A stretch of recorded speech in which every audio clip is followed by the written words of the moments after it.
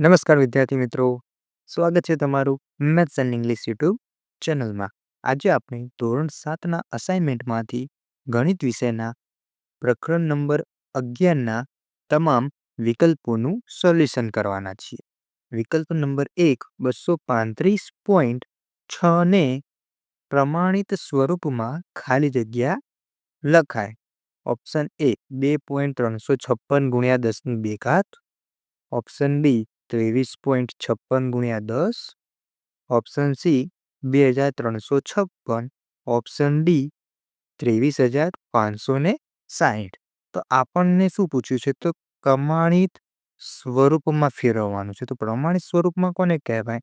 તો કે કોઈ પણ જે સંખ્યા આપેલી હોય તેમાં પોઈન્ટની આગળ માત્ર એક જ અંક હોવો જોઈએ. પોઈન્ટની આગળ કેટલા અંક હોવા જોઈએ? એક જ. જ્યારે અહીં તમે જોઈ શકો તો પોઈન્ટની આગળ 1, 2 અને 3 અંક છે. તો આપણે શું કરશું? તો કે આને ફેરવશું. કઈ રીતે ફેરવશું? જુઓ, આપણે પોઈન્ટની આગળ કેટલા અંક રાખવાના છે? 1. તો જો હું લખું છું 2.356. તો આ પોઈન્ટની આગળ એક અંક આવી ગયો. જો હવે આપણે બે નિયમ યાદ રાખવાના.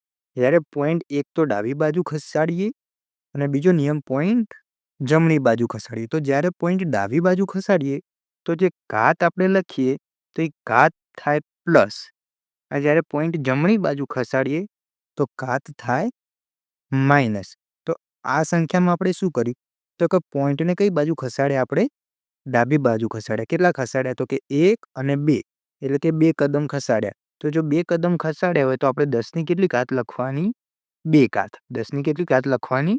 2 ઘાત. તો આ થઈ ગયું પ્રમાણિત સ્વરૂપ. તો આપણો સાચો જવાબ આવશે ઓપ્શન એ 2.356 ગુણ્યા 10ની 2 ઘાત.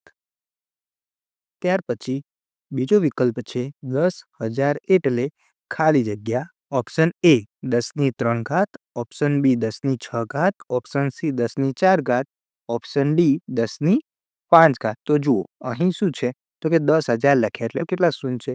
તો કે 1, 2, 3 અને 4. એટલે કેટલી ઘાત લખાય? તો કે 10 તો પહેલાં લખી દેવાના. પછી 10ની ઉપર કેટલી ઘાત લખી દેવાની? તો કે 4. કેમ 4? કારણ કે શૂન્યની સંખ્યા કેટલી છે? તો કે 1, 2, 3, 4. એટલે આવશે જવાબ 10ની 4 ઘાત. ઓપ્શન સી 10ની 4 ઘાત. ત્યાર પછી વિકલ્પ નંબર 3 7 ગુણ્યા 7 ગુણ્યા 7 આવી રીતે 10 વખત છે એટલે ખાલી જગ્યા.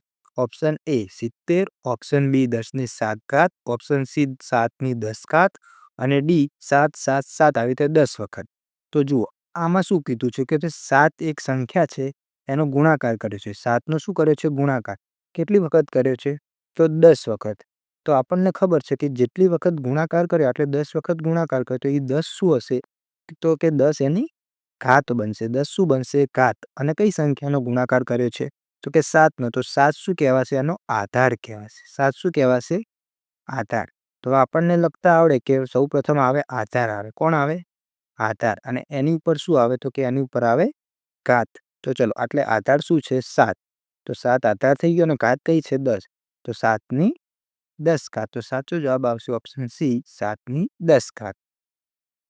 ત્યારબાદ વિકલ્પ નંબર 4 4ની 3 ઘાત ભાગ્યા 2ની 3 ઘાત બરાબર ખાલી જગ્યા. Option A 16. Option B 2. Option C 4. Option D 8.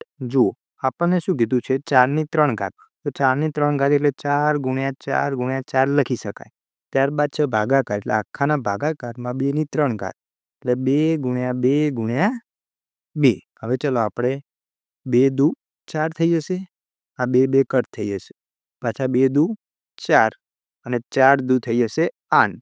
4 દુ થઈ જશે 8. તો આપણો સાચો જવાબ આવી ગયો ઓપ્શન ડી 8. ત્યારબાદ વિકલ્પ નંબર 5 5ની 4 ઘાત બરાબર ખાલી જગ્યા. Option A 25. Option B 125. Option C 625 અને ઓપ્શન ડી 20.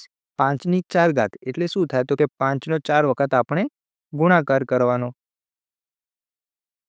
ચલો હવે શું થઈ ગયું? તો કે 25 25 આર્યા 25 થઈ જશે.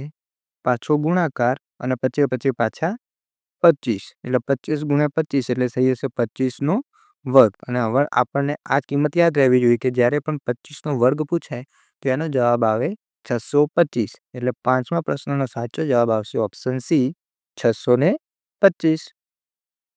ત્યારબાદ છઠ્ઠો વિકલ્પ 2 ની 3 ઘાત ગુણ્યા 3 ની 3 ઘાત બરાબર ખાલી જગ્યા. તો ચલો આને સોલ્વ કરીએ. તો શું છે આ દાખલામાં? તો કે 2 ની 3 ઘાત છે ગુણ્યા 3 ની 3 ઘાત છે. એટલે તમે જુઓ તો ઘાત સરખી છે. હવે આપણે એક નિયમ ભણી ગયા છીએ કે એની m ઘાત ગુણ્યા બીની m ઘાત. એટલે કે જ્યારે બે ઘાતાંકો આપેલા હોય અને એમની વચ્ચે ગુણાકાર હોય અને બંનેના જે ઘાત છે એ સરખી હોય તો એનું સૂત્ર શું હતું? તો કે આધારોનો ગુણાકાર થઈ જશે અને ઘાત બે વચ્ચે 1 આવી જશે. તો આટલે પણ આજે એપ્લાય કરીએ તો કોનો ગુણાકાર થઈ જશે? તો કે 2 ગુણ્યા 3 થઈ જશે અને ઉપર આખાની 3 ઘાત થઈ જશે. ચલો હવે આનું સાચું રૂપ આપીએ. 2 તરી 6 એની 3 ઘાત એટલે કે શું? 6 ગુણ્યા 6 ગુણ્યા 6 એટલે આનો જવાબ આપણને મળી જશે 216. Option B 216. ત્યાર પછી સાતમો વિકલ્પ જુઓ વિદ્યાર્થી મિત્રો. 2 ની 6 ઘાત ભાગ્યા 2 ની 2 ઘાત બરાબર ખાલી જગ્યા. ચલો સોલ્યુશન કરીએ. 2 ની 6 ઘાત પછી ભાગાકારમાં 2 ની 2 ઘાત. હવે આ કયું ઘાતાંકનો નિયમ આવ્યો? તો કે એની m ઘાત ભાગાકારમાં એની n ઘાત. જ્યારે આધાર સરખા હોય એટલે ઘાતોની શું થાય? તો કે બાદબાકી થાય. એની m ઓછા n. તો બસ આ જ વસ્તુ આટલે એપ્લાય કરીએ તો 2 ની 6 ઓછા 2 ઘાત એટલે કે 2ની કેટલી થઈ જશે? 6માંથી 2 જાય તો 4 એટલે 2 ની 4 ઘાત આપણો સાચો જવાબ. ઓપ્શન નંબર એ 2 ની 4 ઘાત. અંતિમ વિકલ્પ જુઓ વિદ્યાર્થી મિત્રો. 2 ની 2 ઘાત અને આખાની 3 ઘાત બરાબર ખાલી જગ્યા. Option A 16, option B 64, option C 32, option D 128. ચલો ત્યાંનું સોલ્યુશન કરીએ. 2 ની 2 ઘાત અને આખાની 3 ઘાત. આ કોના જેવો નિયમ આવ્યો? તો કે આપણે એક નિયમ ભણી ગયા છીએ એની n ઘાત એની પણ n ઘાત એટલે કે ઘાતની પણ ઘાત હોય તો આનું સૂત્ર શું હતું? તો કે બંને ઘાતોનો શું થઈ જાય? ગુણાકાર. એટલે કે એની m ગુણ્યા n. બસ સેમ ટુ સેમ આ જે આટલે એપ્લાય કરીએ તો શું થશે? 2 અને 3નો શું થઈ જશે? ગુણાકાર. એટલે 2 ની 3 દુ 6 ઘાત થઈ જશે અને 2 ની 6 ઘાત એટલે આપણને જવાબ મળશે 64. તો સાચો જવાબ આવશે ઓપ્શન બી 64.